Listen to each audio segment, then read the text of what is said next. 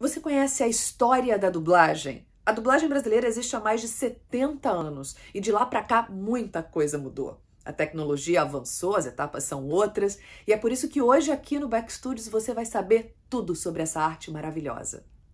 O caminho da dublagem foi árduo. A revolução do som iniciou-se na América com o Cantor de Jazz, de 1927, mas foi apenas em 1929 que esta ferramenta foi utilizada em sua plenitude no filme Luzes de Nova York. O cinema mudo tornava fácil a universalidade de seus produtos, pois bastava traduzir as cartelas de diálogos para qualquer idioma. Porém, com o advento do cinema falado, fazia-se necessária maior mão de obra. Na Europa, o método das legendas não foi bem aceito, fazendo com que o cinema americano tivesse que trabalhar dobrado, realizando por vezes produções em 2 ou mais idiomas ao mesmo tempo, utilizando os mesmos cenários, mas nem sempre os mesmos atores e diretores.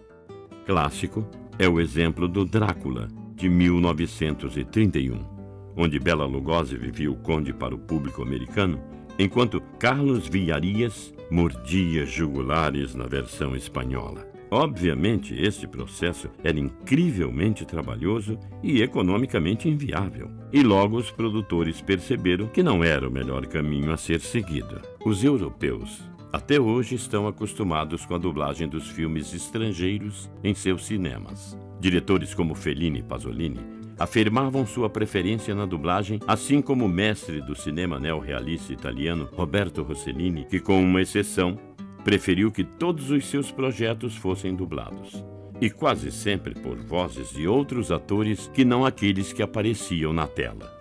O público italiano, e o europeu em geral, faz questão de ouvir seu próprio idioma nas telas de cinema, como na moderna obra-prima de Tornatore, Cinema Paradiso, em que todos os atores americanos foram dublados no idioma pátrio. No Brasil, o diretor Nelson Pereira dos Santos era o responsável por todas as dublagens dos filmes do mítico Stanley Kubrick. No Rio de Janeiro elegante da década de 50, a dublagem ainda não era uma realidade possível, quando em 1955 foi realizada a primeira gravação em acetato na Rádio Nacional. Da radionovela O Romance da Eternidade, não se podia conjecturar qualquer erro, pois qualquer deslize cometido sacrificaria todo o trabalho que teria que ser refeito. Nos estúdios do Laboratório Carioca de Cinema, Cinelab, ainda na década de 50, encontravam-se os pioneiros Milton Rangel, Luiz Manuel, Carlos Marques e Maria Alice Barreto, que viria a dublar a Branca de Neve anos depois. Problemas poderiam ocorrer, como quando, após muitos ensaios e no meio de uma gravação, acabava-se o carvão que gerava luz para a tela.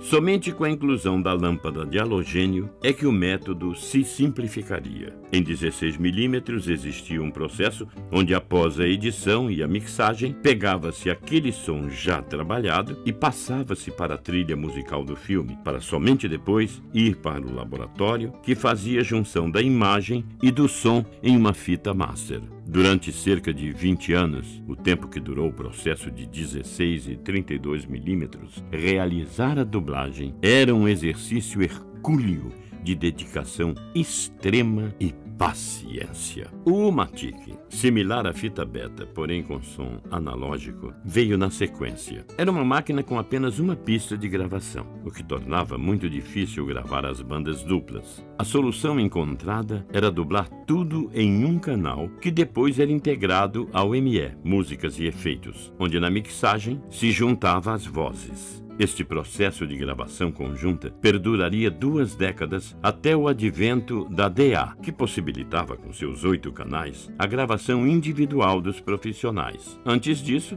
caso houvesse a necessidade de fazer uma cena com 10 personagens, 10 profissionais haveriam de estar gravando juntos. Herbert Richards e Vitor Berbara eram sócios no período inicial, até a dissolução da sociedade, que levaria Herbert a criar seu próprio estúdio, enquanto Berbara seguiria distribuindo filmes. Herbert Richards iniciou como produtor nas clássicas chanchadas da Atlântida, porém buscava o know-how dos americanos, procurando sempre trazer para o Brasil as mais modernas melhorias técnicas. Sendo amigo de Walt Disney, ele transitava nos estúdios de Hollywood, onde acabou ficando par das novidades tecnológicas da dublagem. A dublagem em seu início era artesanalmente conduzida pela criatividade dos envolvidos. Não havia forma de criar efeitos sonoros, como a variação do som de uma pessoa a falar ao telefone. Portanto, o profissional tamparia o seu nariz e estava feito o truque. Se o roteiro pedia que o personagem falasse enquanto se distanciasse da cena, o dublador tomaria distância progressivamente do microfone, chegando a sair do estúdio para obter o efeito necessário. Não havia controle sobre as horas trabalhadas, o que levava quase sempre às gravações, adentrando as madrugadas, tudo no intuito do aperfeiçoamento das cenas. Todo o esforço era recompensado de forma amigável, com os diretores distribuindo a verba para os profissionais. Esse panorama foi modificado e hoje temos os conhecidos 20 segundos por loop e os 20 loops por hora, que regularam o pagamento na dublagem. Nossa viagem no tempo passa por vários estúdios cariocas importantes, como a Rio Som, a Perifilmes, a Dublação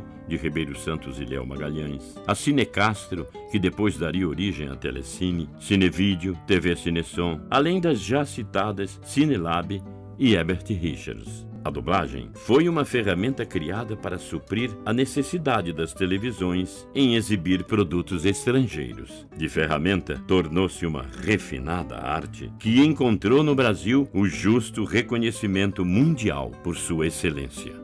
Foi no Rio de Janeiro que este coração começou a pulsar. Esse vídeo foi produzido em 2012 para o primeiro prêmio da dublagem carioca. Se você é admirador da dublagem, você já deve ter percebido que a voz é do Jorge Ramos, um ícone da dublagem.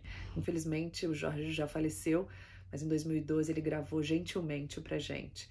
Se você admira a dublagem e agora entender um pouco mais da história da dublagem, respeite essa história. Respeite a história da dublagem.